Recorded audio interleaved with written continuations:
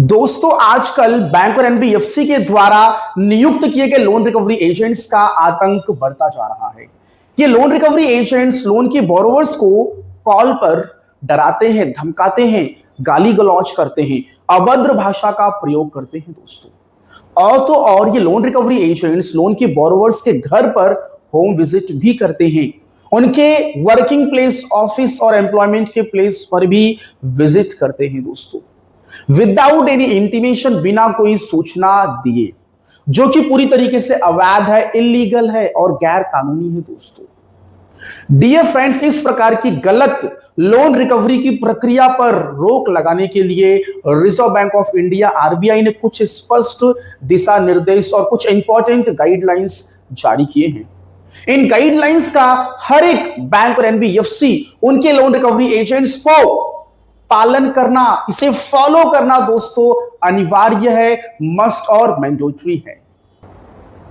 दोस्तों सबसे पहले तो reserve bank of India RBI ने अपनी गाइडलाइंस में यह बात कह दी है कि जब ये लोन रिकवरी एजेंट्स लोन के बोरोवर से मिलने के लिए जाए, चाहे होम विजिट करे या फिर उनके वर्किंग प्लेस पर मिलने के लिए जाए या फिर ऑन कॉल बात करे, तो सबसे पहले तो इनका जो बिहेवियर है, जो बात करने का जो तरीका है, वो बहुत ही रेस्पेक्टफुल मैनर में होना चाहिए, एकदम फॉर्मल और हम्बल मैनर में होना चाहिए।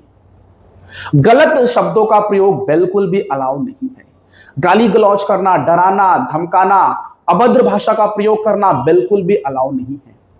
लोन के बोरोवर्स को ऑन कॉल उनका मेंटल हैरेसमेंट करना, होम विजिट करके फिजिकल हैरेसमेंट करना, उनको प्रताड़ित करना पूरी तरीके से गलत है, अवैध और इलीगल और गैर कानूनी है दोस्तों। यदि कोई लोन रिकवरी एजेंट इस प्रकार की भाषा का प्रयोग करता है, दैट मींस कि वह रिजर्व बैंक ऑफ इंडिया की गाइडलाइंस का उल्लंघन कर रहा है दोस्तों। ये लोन रिकवरी एजेंट्स लोन के बोरोवर्स को पब्लिकली, सार्वजनिक तौर पर इनको इनकी बेइज्जती बिल्कुल भी नहीं कर सकते हैं। इनको पब्लिकली किसी के सामने इनके इंसल्ट करना, गलत शब्दों का प्रयोग करना बिल्कुल भी अलाउ नहीं है। तो चाहे सार्वजनिक तौर पे हो, चाहे पर्सनल हो, बैड लैंग्वेज यूज करना बिल्कुल भी अलाउ नहीं है, एज पर the reserve bank of India की जो भी गाइडलाइंस है दोस्तों। दूसरी चीज, ये लोन रिकवरी एजेंट्स यदि लोन के बोरोवर से मिलना चाहते हैं तो समय सीमा, टाइमलाइन को भी समझना होगा दोस्तों। सुबह 8 बजे से लेकर शाम को 7 बजे के बीच में ही दोस्तों ऑन कॉल बात हो सकती है, या फिर होम विजिट या फिर ऑफिस पे मिलना हो, तो जो भी हो वो सुबह 8 बजे से लेकर शाम के 7 बजे के बीच में ही अलाउ है दोस्तों। सुबह 8 बजे से पहले बिल्कुल भी अलाउ नहीं है, शाम को 7 बजे के बाद बिल्कुल भी अलाउ नहीं है दोस्तों ऑन कॉल या फिर होम विजिट करना। और होम विजिट करना है या फिर ऑफिस पे जाकर मिलना है तो उसके पहले प्रायर अपॉइंटमेंट लेना अनिवार्य है, कंपल्सरी, मस्ट और मैंडेटरी है। बिना किसी सूचना दिए डायरेक्टली सीधे होम विजिट करना ये अपने आप में दोस्तों गलत है और रिजर्व बैंक ऑफ इंडिया की जो भी गाइडलाइंस है उसका उल्लंघन माना जाएगा। और यदि होम विजिट करने जा रहे हैं, मिलने जा रहे हैं, तो प्रायर अपॉइंटमेंट और परमिशन लेकर ही जाए। दोस्तों अगली चीज, रिजर्व बैंक ऑफ इंडिया ने अपनी गाइडलाइंस में क्या कहा है? रिजर्व बैंक ऑफ इंडिया ने अपनी गाइडलाइंस में यह कहा कि जब कोई भी लोन रिकवरी एजेंट्स किसी भी लोन बोरोवर्स के घर पे जाए, होम विजिट करे या फिर कहीं पर भी मिले, तो उस लोन रिकवरी एजेंट्स को अपने साथ में बैंक और एनबीएफसी के द्वारा दिए गए ऑथराइजेशन लेटर को अपने साथ में कैरी करे और अपनी आईडी कार्ड को भी अपने साथ में कैरी करे। हर एक लोन के बोरोवर्स का ये राइट से अधिकार है कि वो लोन रिकवरी एजेंट से ऑथराइजेशन लेटर की मांग कर सकता है और आईडी कार्ड की भी मांग कर सकता है। और लोन रिकवरी एजेंट्स को ये दोनों चीज लोन के बोरोवर्स को दिखाना जरूरी है, कंपलसरी और मैंडेटरी है। यदि कोई लोन रिकवरी एजेंट्स नहीं दिखाता है, शो नहीं करता है, तो लोन का बोरोवर्स उससे यदि बात नहीं करेगा तो कोई दिक्कत, कोई समस्या नहीं है। तो जब तक नहीं दिखाओगे कि आप कौन हो, आपकी आइडेंटिफिकेशन मुझे शो नहीं करोगे, तो मैं आपसे बात नहीं कर सकता हूं। दूसरी चीज, यदि लोन रिकवरी एजेंट्स कोई थर्ड पार्टी है, कोई लाइसेंस्ड कोई एजेंट है, तो उसके पास डीआरए का लाइसेंस होना चाहिए, डेब्ट रिकवरी एजेंट का लाइसेंस होना चाहिए। और वो लोन रिकवरी एजेंट्स पूरी तरीके से ट्रेंड होना चाहिए, प्रशिक्षित होना चाहिए दोस्तों, 100 घंटे की ट्रेनिंग लेकर आया हुआ होना चाहिए। और उसे उसकी ट्रेनिंग में बैंक और एनबीएफसी को सिखाना चाहिए कि किस तरीके से क्लाइंट को, कस्टमर को हैंडल किया जाए, वो भी प्रॉपर एकदम पोलाइट मैनर में, हम्बल मैनर में और रिजर्व बैंक ऑफ इंडिया की गाइडलाइंस के मुताबिक दोस्तों। तो यदि वो third party loan recovery agent से डायरेक्ट बैंक के थ्रू नहीं है तो उसके पास डीआरए का लाइसेंस होना चाहिए और एक लोन का बोरोवर का अधिकार है, राइट्स है कि वो उस लोन रिकवरी एजेंट से डीआरए के लाइसेंस की मांग कर सकता है दोस्तों। अगली चीज, ये लोन रिकवरी एजेंट्स लोन के बोरोवर्स की प्राइवेसी, उनकी पर्सनल बातें, लोन के संबंध में कोई जानकारी हो, उस चीज को पब्लिकली किसी को भी बांट नहीं सकते हैं। उनकी जो गोपनीयता है, जो प्राइवेसी है, उसको ब्रीच नहीं कर सकते हैं दोस्तों।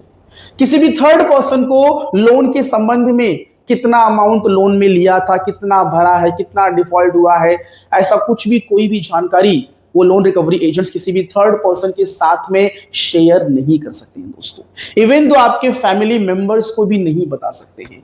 तो आपके पड़ोसी, आपके फ्रेंड्स, आपके कलीग्स, आपके रिश्तेदार, किसी को भी आपके लोन के संबंध में कोई भी जानकारी नहीं दे सकते हैं दोस्तों। यदि कोई लोन रिकवरी एजेंट्स कोई भी जानकारी इस प्रकार से सार्वजनिक तौर पे यदि शेयर करता है तो ये अपने आप में रिजर्व बैंक ऑफ इंडिया की जो गाइडलाइंस है उसका उल्लंघन और ब्रीच माना जाएगा दोस्तों, जो कि पूरी तरीके से गलत है। डियर फ्रेंड्स, कई बार तो लोन के बोरोवर्स की ये शिकायत होती है कि लोन रिकवरी एजेंट्स उनके कॉन्टैक्ट लिस्ट में जितने भी नंबर्स होते हैं उन पर भी ये कॉल्स करते हैं और सबको बता देते हैं कि एक लोन का डिफॉल्टर है, इसने लोन लिया था और ये लोन नहीं भर रहा है। तो ऐसे में कहीं ना कहीं ये जो कृत्य हो रही है, जो एक्ट हो रहे हैं दोस्तों, ये भी अपने आप में एक गैर कानूनी है और गलत है और इलीगल है और रिजर्व बैंक ऑफ इंडिया की गाइडलाइंस का उल्लंघन है दोस्तों। तो किसी को कॉल पर बताना कि आप एक लोन के डिफॉल्टर हो तो ये भी अपने आप में रिजर्व बैंक ऑफ इंडिया की गाइडलाइंस का उल्लंघन है दोस्तों। डियर फ्रेंड्स, क्या आपको एक बात पता है कि यदि लोन का जो बोरोवर, यदि वो कोई महिला है, कोई लेडी, कोई फीमेल है, जो लोन की डिफॉल्टर है, जो लोन की बोरोवर है, तो ऐसे में जो लोन रिकवरी एजेंट्स जो घर पे आकर होम विजिट करेंगे वो लोन रिकवरी एजेंट्स भी एक महिला, एक फीमेल, एक लेडी होनी चाहिए दोस्तों। ये रिजर्व बैंक ऑफ इंडिया की गाइडलाइंस में क्लियर कट लिखा गया है दोस्तों। डियर फ्रेंड्स, क्या आपको पता है रिजर्व बैंक ऑफ इंडिया ने यह भी कहा है कि लोन रिकवरी के संबंध में यदि कल को कोई गलत कृत्य या फिर रॉन्ग एक्ट किया जाता है तो इसके लिए किसकी जवाबदेही होगी, इसके लिए किसकी अकाउंटेबिलिटी होगी, कौन जिम्मेदार होगा? तो दोस्तों इसके लिए जिम्मेदार होगी बैंक और एनबीएफसी। यदि लोन रिकवरी एजेंट्स कोई भी गलत कृत्य करते हैं, गलत व्यवहार करते हैं और ऐसे में यदि आगे चलकर कोई भी कार्रवाई की जाती है तो इसके लिए दोस्तों बैंक और एनबीएफसी अकाउंटेबल होगी, जवाबदेह होगी और जिम्मेदार होगी, क्योंकि लोन रिकवरी एजेंट्स तो एक एजेंट है और बैंक और एनबीएफसी कौन है? प्रिंसिपल है दोस्तों। तो ऐसे में कहीं ना कहीं प्रिंसिपल जिम्मेदार होगा। यदि एजेंट कोई गलत कृत्य करता है, लोन रिकवरी एजेंट्स यदि हैरेसमेंट करते हैं बहुत ज्यादा, तो ऐसे में यदि कोई complaint reserve bank of India के पास जाती है तो इसके लिए जवाबदेह कौन होगा? बैंक और एनबीएफसी होगी दोस्तों।